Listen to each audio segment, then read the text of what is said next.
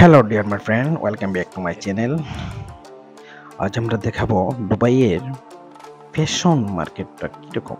আসলে ফ্যাশন মার্কেটের উল্লেখযোগ্য কিছু মার্কেটে চলে আসলে দেখা যায় সেখানে ফ্যাশনের কি ডিজাইনের অনেক ধরনের যে সজ্জিত করা ফ্যাশন ডিজাইনগুলো সেগুলো কাপড়ের যে ফ্যাশনের জগতের যে কাপড়ের সমারোহ সেই জিনিসগুলো আসলে আমরা চোখে দেখতে পাই।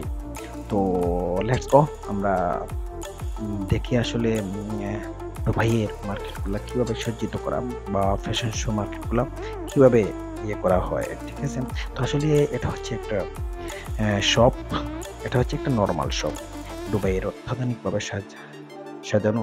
এখানে দেখা যাচ্ছে হ্যাঙ্গারের মধ্যে যে সুন্দর করে একটা দোকানের জিনিসগুলা সাজিয়ে রাখা হয়েছে, কাপড়গুলা সাজিয়ে রাখা হয়েছে, খুব সুন্দর লাগতেছে। আসলে ওভার সব জায়গায় এই সিস্টেমগুলা দেখা যায় না।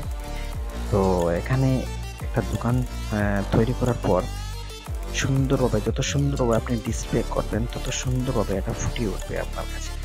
এটা হচ্ছে একটা আকর্ষণীয় একটা লক্ষণ।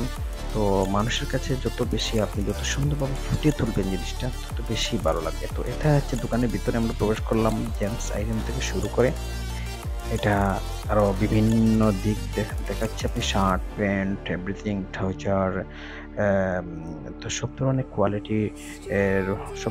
কোয়ালিটি এখানে রয়েছে এবং সব ধরনের প্রোডাক্ট এখানে রয়েছে। আসলে খুব সুন্দরভাবে সাজানো। তো আসলে এটা হচ্ছে শারজাহ, ইউনাইটেড আরব আমিরাতের রুলাল মলের মধ্যে অবস্থিত।